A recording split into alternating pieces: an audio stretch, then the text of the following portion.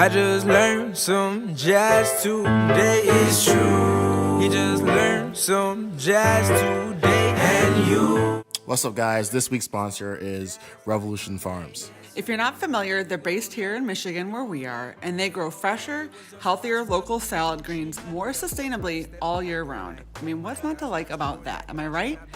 What's great about purchasing local lettuce is that it's fresher and more nutritious than out-of-state lettuce. So as you can imagine, when you're typically purchasing lettuce in the grocery store, oftentimes, you guys, it's been 7 to 10 days since it left the field. With that said, when you purchase Revolution Farms packaged lettuce, it goes from farm to store in just 1 to 3 days. How awesome is that? Another great part about Revolution Farms lettuce is that it's more sustainable. 95% fewer food miles, 90% less land, and 90% less water used. If you're looking for Revolution Farms, you can find it at a grocery location near you. You can also check out their store locator right on their website. What's up, guys? It's Vince from the Irie Lemon Podcast. Make sure you subscribe, and subscribe, baby. It was just past 1 when 2, 3 man with a 4 or 5 step to the door like, oh my gosh, just throw that cash in a back bag, run around the back and pull up the track, cause yo. What's up, guys? This is episode 48 of the Irie Lemon Podcast. Liz, how are you? I'm pretty darn good. How are you? Pretty good. So we're 1 year in. Whoa, you think we're just going to skip past what just happened? Vince. Tell the people what happened, Liz. You guys, we were on Good Morning America live TV last week, and it was unreal. Can we talk about it? Yeah, let's talk about it. Okay, how was your first live national television experience? You know, it was cool. I was up super early and waited Too around early. a lot. For someone like me, I was extremely bored for half of it, and then boom, we're live on TV, and I was like, oh shit, I gotta go. And so it was cool. Gary is an amazing entrepreneur. He has an amazing brand, so it was cool to see him on GMA. It was cool that we got picked. So, and I got a lot of texts and people. I was going to say, how are your friends and family reacting? I got a few texts and people saying they love me and stuff like that, which is hilarious. People are funny. I appreciate it. Forever grateful. What about you? You're hilarious for that last comment. It was really cool, very different than I was in the Today Show in like 2012 or something. And obviously you go to New York City, you're flown in, you're staying in hotels. So a very different experience, guys. This year, obviously it was all virtual on Zoom. We didn't even see Gary. It was a black screen on the Zoom call. So definitely different. But I will say this, it was really just as cool. Like I still got that same shot of adrenaline, like right before my heart was like pounding. There's just that moment where you can't get out. And you're like, okay, we're like, there's no way out of this. Like you're literally like, don't swear, don't mess up. You just have those little moments. But the minute I heard Gary talk, I was super calmed and relaxed because I was like, oh, it's just Gary. I listen to him every day. Yeah, it was cool. I thought it was amazing. But So, what else did you have takeaways from GMA? Like, what did you think it was going to be like versus like how it actually was? Obviously we didn't have a ton of like time to think about ahead of time, so I really didn't have any expectations, which is probably why it was so awesome to me because I really had no expectations. I was just happy we got picked and we didn't get left out. I'm sorry. I know. Sorry, Margaret, but he called her Joan on live TV. Not was a cool, bummer. Michael. We all peeped that. Yeah, it was a huge opportunity. Yeah, it was definitely cool. And I guess we're also the thumbnail to the video. Right. A lot of people texting me like, yo, do you know you're this thumbnail? Like, oh, really? I didn't even know I was on there. The other thing I love about when these situations happen, probably what I love most, is that I get reconnected with so many people. Like I heard from my kindergarten best friends, my middle school best friends, my college girlfriends. To your point about people coming out of the woodwork, I actually really love that because these are not people we normally talk to all the time. So it's always just kind of fun. A lot of my good friends aren't on social media, so they really don't even like have any clue like who's Vince? Like, what's Irie Lemon? My best friend Googled it and she's like, oh my God, like she fully like caught up. So it's kind of just fun to like reconnect with people, and sometimes those big life moments do that. Yeah, they do. Everyone that kept saying they always believed in me, but no one ever has. So it's funny. On that note, let's head into the episode. Well, Vince, I believe. So we're 1 year in. Yeah, Vince, okay, you guys, today we wanted to talk a little bit about like lessons learned year one of a podcast. Vince, what is something that maybe surprised you about starting? Because again, you guys, the podcast was Vince's idea. So what has it been like running a podcast versus what you thought? So I think more of the challenges is like working with other people. Then All right. Well, I'm gonna head than out. figuring out like the podcast technically, because like obviously like we didn't know that, and we just kind of hit the road running, right? And so more of the things that were interesting to me was like, okay, how do I work with a producer? How do I work with Liz? How do I work with everybody and figuring out how to like have a team unit without just focusing on like one person or the other, right? More than just, oh, okay, like how does a podcast necessarily work? 'Cause that wasn't really my focus. My focus was more of how great can I make a podcast? And so there's been a lot of learnings throughout the year. And I think a lot of it is just more about learning how to work with other people to make an efficient system running, more so than the technicality of things. Now, That makes sense. make sure you do have a good producer or around you to make sure you have a great show. So shout out to Kirk. Yeah, and it's not, you don't have a lot of experience of working in teams and groups. You never worked in an office, for example. Like that whole, is that, always, guys, Vince never had a boss. He's not, you don't really have a ton of coworkers.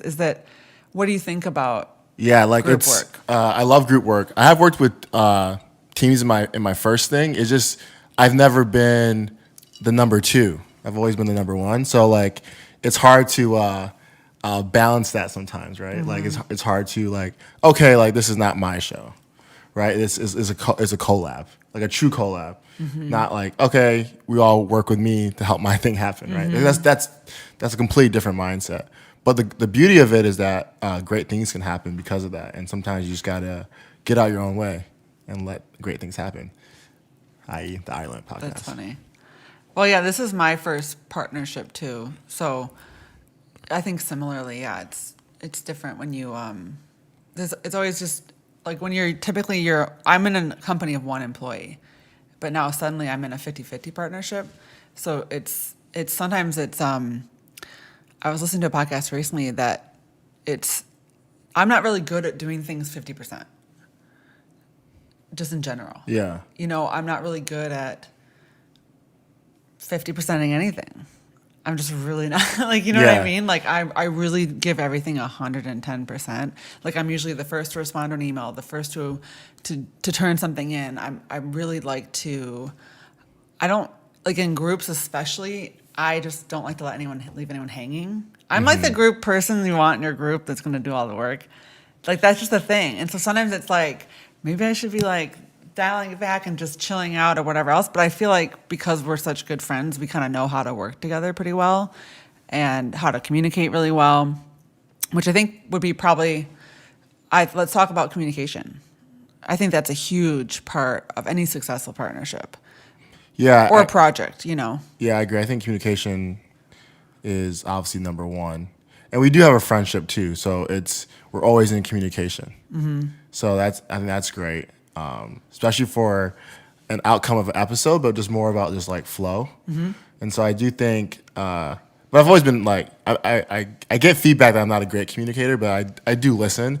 I'm not always like quick to respond all the time, just because I feel like a lot of questions are like redundant, or I don't know how to respond to them, or I'd rather talk in person. And so I've learned that with like other people, but with you, like obviously like we're friends, so we talk a lot, right? So like, we have an idea for a podcast, or we have an idea for this, we have an idea for this. So I think that's had been number one too, but also just like learning how to really like come into your world, right? I'm not as cookie cutter, and I'm not as like clean, we'll say, or corporate. And so like for me, it's like it's been a learning experience to learn how your world how like you do things in your world. And I think it's probably been good for you to see like how I do things, because I'm definitely more like, you just slay dragons, bro. You can keep doing it until you get to the kingdom.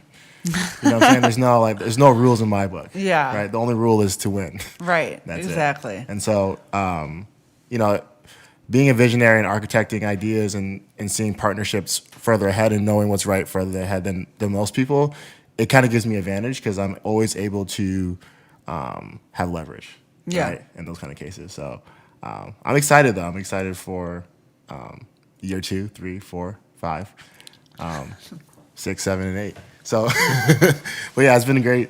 So, but for you, Liz, I remember me pushing to do the podcast was more so for you to also flex your business side. You're kind of apprehensive in the beginning. Mm-hmm. So how has that been for your first year? You've been waiting for this moment, you guys. Well, I mean, there's always like good, bad, ugly, right? Yeah. So the good is that obviously I really love creating the podcast every week. I think it's good because it's a challenge, so it's something different. I've been in business for 11 years, so it's really cool to add a whole other element to my business that completely flexes different muscles that I don't typically use, right? I've never done a podcast before. It was a whole other group of people I had to hire, and we've gone through multiple people. So there's like the onboarding, the training, the hiring, all of that, creating systems and structure. I think all of that is something that, as a business owner, it's always good to kind of like do the reps and get better at it. So that's been, as like a manager and an entrepreneur, I love the opportunity to really flex different muscles just to get stronger, right? Mm-hmm. I love connecting with people on a different level. And I connect with different people with the podcast than I do with my website, mm-hmm. which is cool. So it's fun to help a whole other world of people that, a lot of podcast listeners, they might not be into cooking. You know what I'm saying? Yeah. So it's just super fun to show. We're all multifaceted people, so this is a whole big part of my life. It's been fun, to your point, and I give you all the credit for that, and I'm always, I'm so grateful for it. So talk about your ability to get cool guests on too, because for me, like I don't know half the people, and so it's cool to like hear their stories, and I'm definitely a conversationalist. That's how I learn people. I push in conversation, and so. For you, like, what was the surprise when you're getting guests on and hearing maybe friends that have told their story, maybe they haven't? So mm-hmm. for me, it's been amazing. Like, I don't know anybody's story. It's cool to, like, in an hour, how quick you can get to know somebody. Right. Well, I think it's just fun. If anything, we're in a pandemic this year, and we're all in some ways super disconnected from everybody. And it's been really fun to have another outlet to connect with people visually and audibly. And even though we're not always in person, many times we are. And that's been so nice just to spend time with other business owners, especially business owners in different industries. I think it's super important to expand your circle beyond your little bubble. And I really appreciate having those conversations with those people and sharing all of their knowledge and expertise and insights. I think it's just so valuable to people. So if we can do that and share their stories with the world, basically, I mean, that's the coolest thing ever. Yeah, I agree. And I think it's good, like how I like doing things too is, year 1 to 3, just kind of let it be. Like just kind of let it grow and build its foundation. And then from there you can go in and say what it is and what it isn't. And so let's talk about that. So some people listening might have just started a podcast. Maybe they would like to start a podcast. Maybe they've been podcasting for a long time. What advice do you have for someone that might want to start a podcast? Okay, that's 3 separate silos for me. So what was your first question? So let's start with what advice do you have to someone that wants to start a podcast? Do you have something to talk about? If you don't have anything to talk about, I don't think you should start a podcast. Or if you're not a great conversationalist or a great interviewer, you probably shouldn't start a podcast. You should, if you have something you really want to talk about, have information about, or have access to people that are interesting. Mm-hmm. I think that's like the first thing if you can do like a podcast or not. Yeah. Or if it will work or not. Well, you can't determine if it's going to work or not. I guess the people kind of determine that. Well, they always say it should be entertaining, informative, like educational, or inspiring. So it gets people to do something.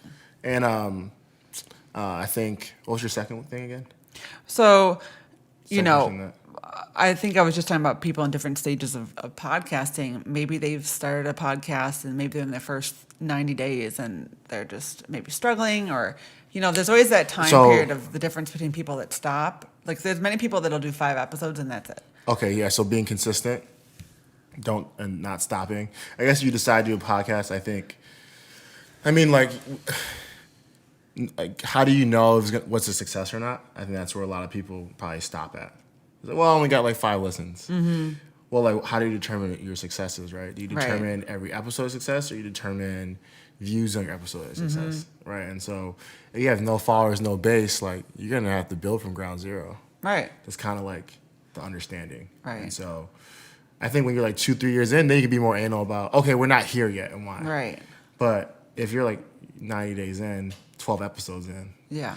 It's good to expect 5 views. I'll be geeked if I got 100 views on 100%. So, and that's another thing if you're struggling. And you had a last question I want to answer, but I forgot what you said. I was just talking about people that have been podcasting for a long time.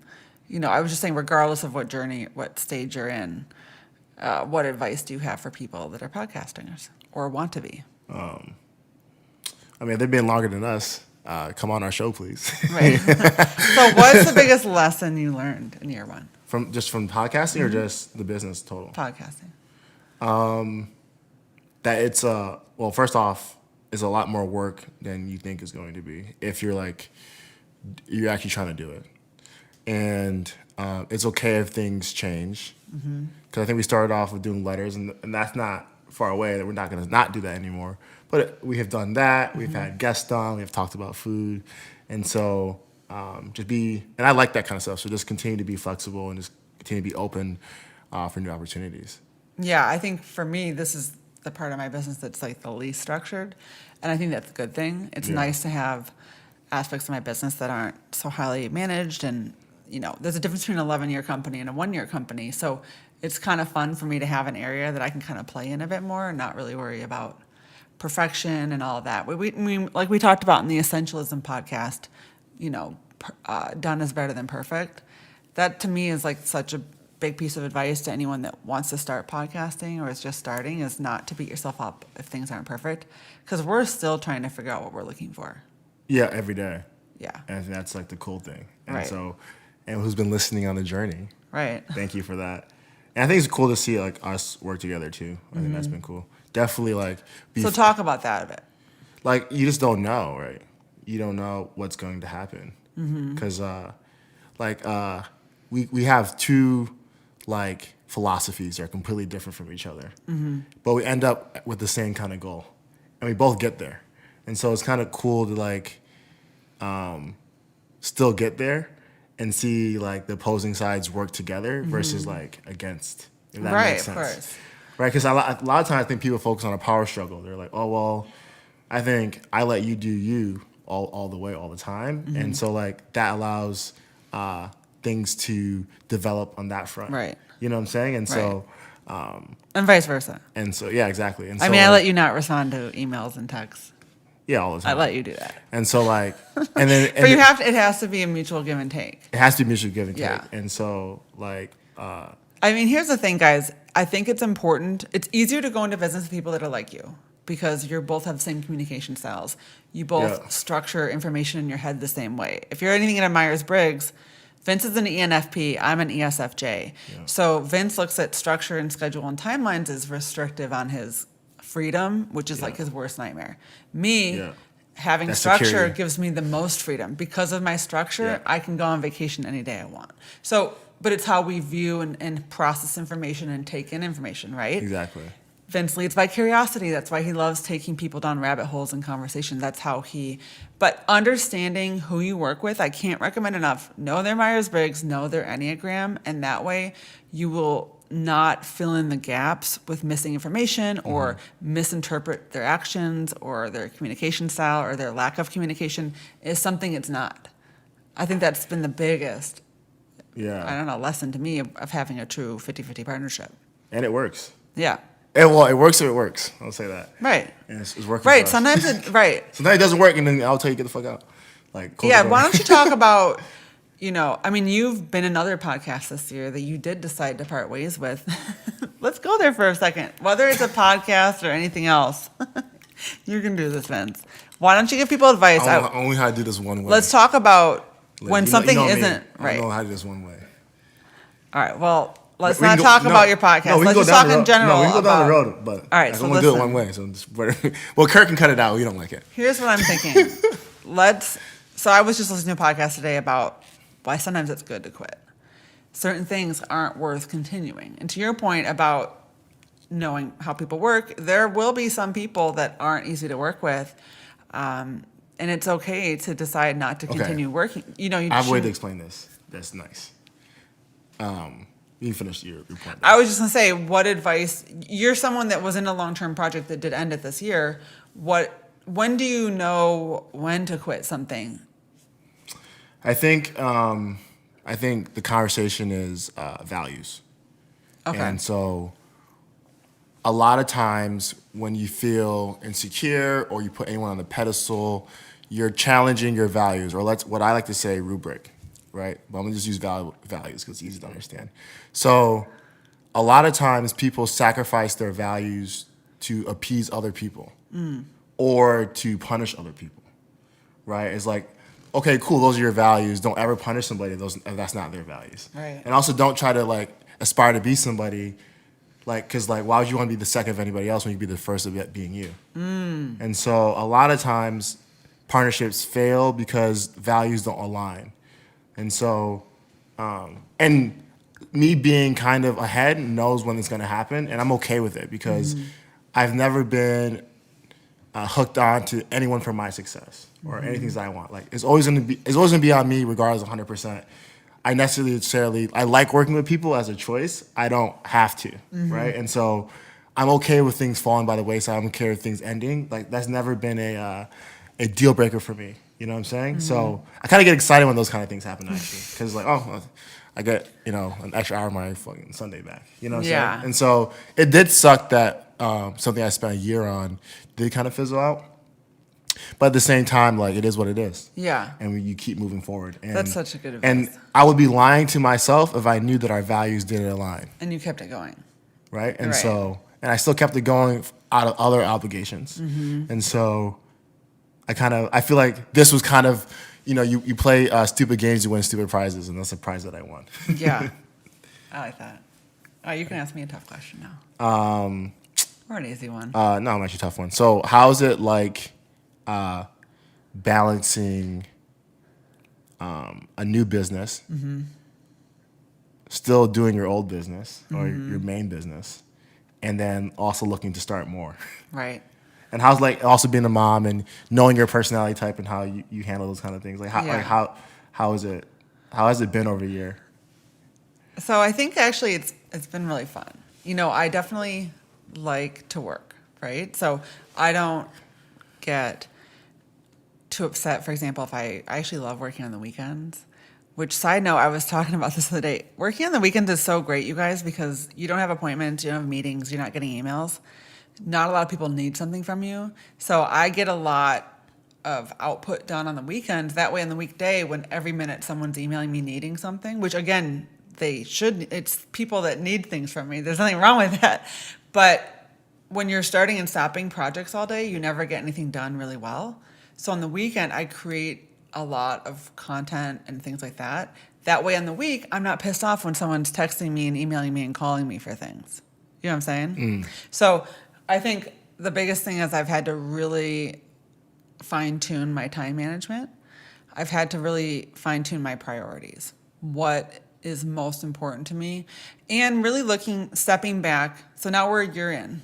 And so now we're actually right after this podcast, we're in part 2 of a meeting where I'm looking at how I spend my time. And does it require my expertise? Do I enjoy it? Does it not require my expertise, and do I not enjoy it? So if something doesn't require my expertise and I don't enjoy it, that needs to go to somebody else to do.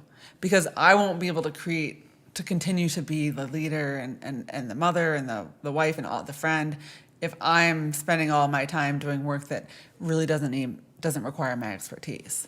So that's actually something that hugely transformed the Lemon Bowl years ago when I got rid of photography, because I'm not good at it and I don't enjoy it. So the minute I did that, my business doubled in 2 years. Wow. Yeah, so I highly recommend Results are the measure. Yeah, I highly recommend that to anybody that is, as you take on new projects, that it might be time to step back and evaluate where you're spending your time. That way you don't burn out. I want to have time to do social things, to travel, and to think and all of that. So we're in the process of that now. Now, I'll be honest, it took a year for us to be able to do that because, one, we're not making any money, and two, someone's got to do the work. And I'm usually that person because I love to work and I'm really good at what I do. But now that we're a year in, it's time to step back and be like, is there any of this work that we can delegate? Yeah. And that's the only way our business is going to grow. Yeah, especially with both our time schedules and things like that. Right, 100%. Wow. Okay, so Vince, I'm going to ask you a question. Okay, go ahead. So over the last year, we've got the podcast. We're launching the Irie Lemon Mastermind this week. Whoop, whoop. We're starting to do more editorial content partnerships for different local tourism boards and restaurants and things like that. We've got, of course, our Irie Lemon Eats video series, which is going off right now. So Did you ever foresee what's happening now when you pitched the podcast to me about 2 years ago? Yes and no. What I didn't expect was, how can I explain this? So the podcast and us working together, I knew it would be big. I also knew where both of us were at. And so I probably had, and it's different for me, because I'm normally the one with the big picture vision. I actually had a smaller vision at first. That was more manageable in my head, right? But guys, listen, Liz doesn't do anything manageable. Like she wants to run a 4-minute mile, running 4-minute miles. So really quickly, it went from not only are we doing a podcast, we're now making videos, and now we're also doing masterminds. And hey, do you want to do an agency? And it's just like, all I want to do while working with Liz is feed that. I don't want to ever not feed that. And so what I didn't foresee was the growth to be so fast, right? Like in a year, able to get sponsors, able to bring money, and I didn't foresee that at all. I foresaw us working together, and it could be a cool thing. It didn't make sense to a lot of people, so it made me want to do even more. You didn't predict Good Morning America year one? No, I cannot predict Good Morning America year one at all, right? And honestly, outside of your brand and things like that, and outside of what I was doing, I just genuinely just wanted to work with you for a little bit at least, right? And so that was kind of my goal. And so it's crazy to be here, right? And now I'm involved. I know your kids. I know your husband. Right. I would, if I be honest, I wasn't signing up for all that, but that's what it came with. Yeah. Right. And there's probably things you didn't sign up with me too that it came with. Right. Right. And so and I don't think we expected to be such good friends too. Right. And because it wasn't, to be honest, guys, it was not a business move at first. Yeah. Liz came to the restaurant, we had a friendship, and it was hey, we should do a podcast. I wasn't expecting to have, serious business with you. Right. And now we're here. Mm-hmm. So. Yeah, that's funny. I think that's so interesting and hilarious. Right? It's honest. Yeah. It's such a crazy, it's such a weird situation. So you guys, when Vince and I first started talking and hanging out and having our, business phone calls and things like that, I remember the first few months I was like, how are we so aligned, so similar? It was so easy. Our friendship was just really 0 to 100 right away. And at first, that was crazy. And I was nervous, this doesn't make sense. What? And then now that we're several years in, it's all makes the sense in the world. But it's so funny that in those our friendship like it was now, though, we were really good friends right in the beginning as well. Yeah. Which is crazy. And it's just sometimes a good lesson if you are fostering new friendships, whether they're work-related or not. If something works, run with it and don't overthink it and don't assume that shit's going to hit the fan because things are going well. I think that's an area where in life, whether that's weight loss, success, money, finances, love, when things go well, people are waiting for the shoe to drop. And something I really rarely do is wait for the shoe to drop because I've had a really, knock on wood, charmed life for a very long time. Don't get me wrong, things have happened, but we can handle hard things. So what are you so afraid of? Dive in. Go for it. I second that. That's why we're friends. I only live in that space. You do, and that's it. probably why I'm so drawn to you. So talk to us about that. The chaos? For example, when we became friends right away, I'm sure that's probably a chick thing to be like, oh my God, how are we friends so quick? La la la. Yeah, or you kept saying that to me. We're 16 years apart in age. We live in different neighborhoods. We're different nationalities. We're different genders. We're different religions. We're everything different. Whereas, look at your friend circles, guys. It's probably a bunch of people that look just like you. Probably your same age. Probably your same income bracket. Probably your same religion. Vince, tell me your philosophy on it. Well, I've never been, let's say, in a weird way, I'm used to that. I'm used to different. I'm used to that doesn't make any sense. I'm used to that's not how you should do it. You should do it like this. I'm so used to that, that I'm comfortable in that. It's almost like you embrace it. Yeah, because that's all. If you're a kid, that's all you ever gotten. Mm-hmm. You don't know anything different. You're like, okay, well, here's another weird thing that I'm doing. I was who cares? You know what I'm saying? And that's why I made that comment earlier in the episode about people saying they're so proud of me or they always believe. No, you guys didn't. When I was saying at 19 I'm opening a restaurant, everyone like laughed at me, thought I was stupid. And then like when I started that, 17, I was doing this. Like I've always been like not really accepted for who I was 100%. And so like me having a friendship with a lady that's 16 years older than me that's married, that looks weird, and people are like, oh, well, I don't know if that's the right mood for you. Like, I'm like, well, everything you guys told me wasn't the right mood for me. So why would I ever listen to you? Yeah. Right? And in a weird way, I'm so like competitive like that, where like if you tell me I can't do something or you give me an ultimatum, I'll always like I want it more. Want it more? I can walk, like I don't care. Like if it is a bad situation, I can walk away from it. It's not gonna affect me as much. You know what I'm saying? And like a lot of people like can't have that side of it, which is totally fine. I understand. But I'm so comfortable in that. So I think really though, any backlash you got or get is because you shine a light into people's insecurities. Well, I think that's what it comes down to. And then who is someone else to tell you what you should be doing with your life and your time? Right. And I remember I never had a boss guy. So that could be, you guys, this kid's cocky or whatever. But like maybe that's kind of true, But like I've never ever listened to anybody my whole life. That's true. Authority is not his favorite thing in life. I won't start today, So like, and I feel like it just, and that's kind of a lie. I have listened to people, and when I have, always the shoe drops. Because you're trying to fit into their world. That never works. Ever. Yeah. Never, ever. What has been your highlight of year one? Feel free to give a couple, but what are some of the highlights for you? I think the highlight for me was when day one, our first podcast. That was just like, okay, it's a thing. Yeah. Because like it felt right away, you're saying? Or it was just like, I like seeing my ideas on the world. So every time I have an idea, then it happens, and I want to do my next idea. Yeah. And so that's like, I get off on that kind of thing. I mean, there's been many highlights. I think just being a kid that like likes to work hard and maybe in Elizabeth's eyes sometimes inefficiently, being able to oh, Vince, let's go to Chicago. Let me show you this. Or let's go to Detroit. Let me show you this. Let's go to Jamaica. Let me show you. Like, I never thought about having spurts of time that you enjoy or that are leisure. If that makes sense. So if and you've opened that door. Like there's leisure, there's chill time, there's that is also valuable, right? And so I think more so again like understanding the other way. Like guys, I cannot drive this down. We live completely different lives. We come from two different situations. So like sometimes people have to expose things to you so you understand that they're real. Right. Right. Obviously, can people take vacations? Obviously, I knew that. I just didn't know that like as an entrepreneur trying to grow something that like that's the best use of your time. Right. Those vacations grow my career.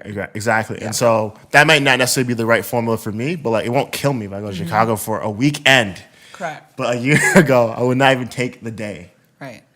Like even a couple weeks ago, it's hard for me to actually leave and take a break. I was literally like, it's do you mean to book the hotel room for it's you? Literally like, impossible get out of town. I just can't do it. I'm like, what am I gonna do? And so like, for me, it's those kind of things have been the greatest highlights. Maybe when we have the Enneagram coaches on, we'll talk about your inability to like chill. Yeah, chill. Like it's hard for me. And type 3 is where you get. Right, and also it's like the whole gamut, right? And I think also like into this moment right now with Revolution Farms, like a sponsor for the podcast, like it's all great for me. I'm very much stoic where it's all here.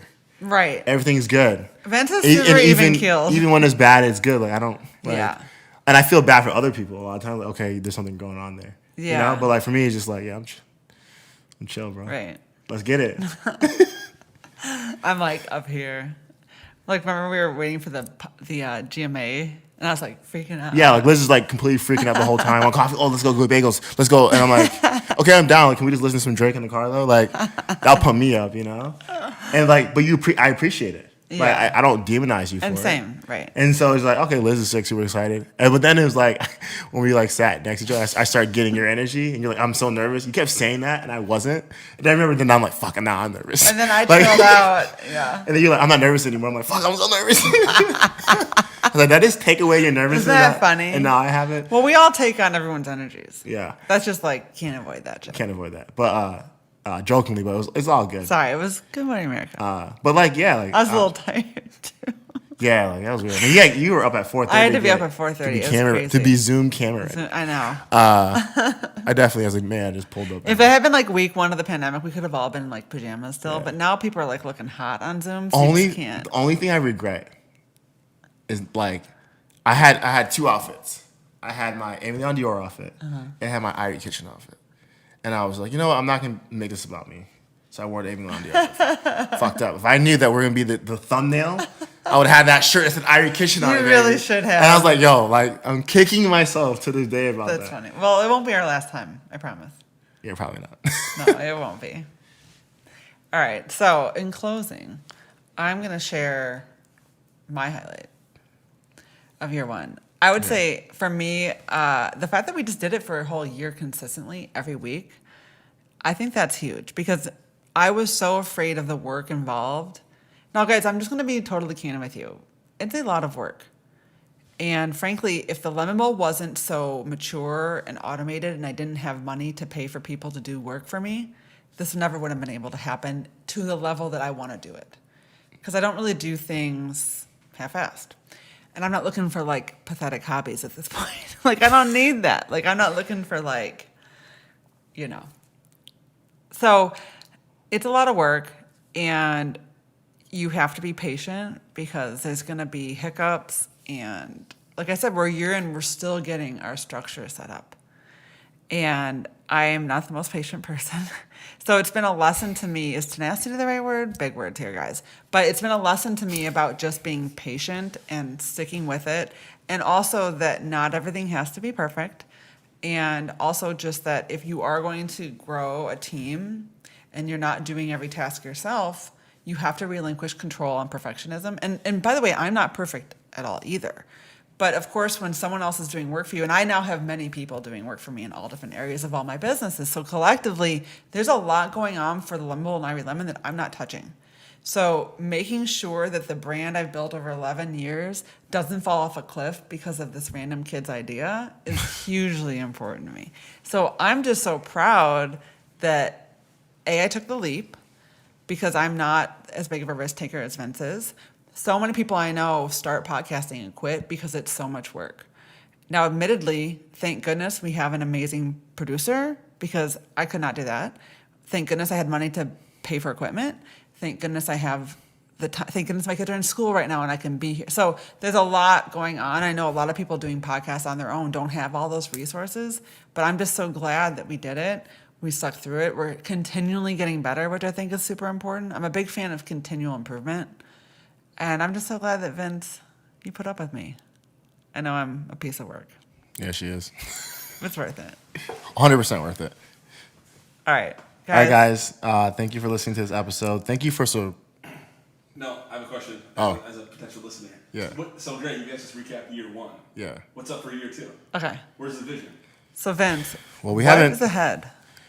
Well, I want to vision capture you. We got to figure out how we're gonna do our Goal setting? Yeah, goal setting Yeah. thing. I think that was a big thing about. I agree with that. 'Cause I think we look back. I think we accomplished a lot of things we set out to do in January, but I think for year 2, it's automating social media, podcast stuff, and then big picture vision. Continue just to grow and leverage both of our talents. It could be an agency, so look out for that. Probably won't be an agency, so look out for that. But we'll see. I've not committed to an agency. I mean, you're the one that pitched it. And so I just think it's going to be more and more you and I figuring out how to work with each other and how we can continue to grow not only our podcast, but our other itches. Our blossoming friendship, just kidding. Yeah, our friendship as well. Yeah, I think for sure that goal setting, even though we joke because it was like right before the end of the world that we were in Jamaica and now we're in a pandemic, but even though, many people set goals for 2020 and it's like the joke of the year because the world ended, but truth be told, that goal setting, I think really put us in the right mindset. I know for me that really just, it kicked off my like momentum for the year. And I think it's really good to take some time, especially as you head towards either the end of the year, many people do it in December or January, and just to take some time to reflect and pause and be thoughtful about your intentions for the year ahead. Because I think that the more intentional you can be, the more you're going to get out of all the actions that you take throughout the year. And we're all investing a lot of time, money, and energy. Why not put it towards a big goal, a crazy goal? I agree.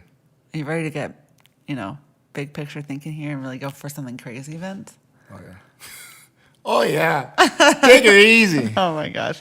All right, guys. Thanks for tuning in. And again, thank you so much for all of your support. We are so grateful for it. And we just appreciate you guys being here. All the love means so much to us. All the reviews, all the tags, all the mentions, the likes, shares, the comments. Those are all free ways to support small businesses, not just ours. There's so many out there. It means a lot to everyone. So thank you for that. Thank you so much, guys. I would say I love you, but maybe next year I love we'll you. get there. Bye.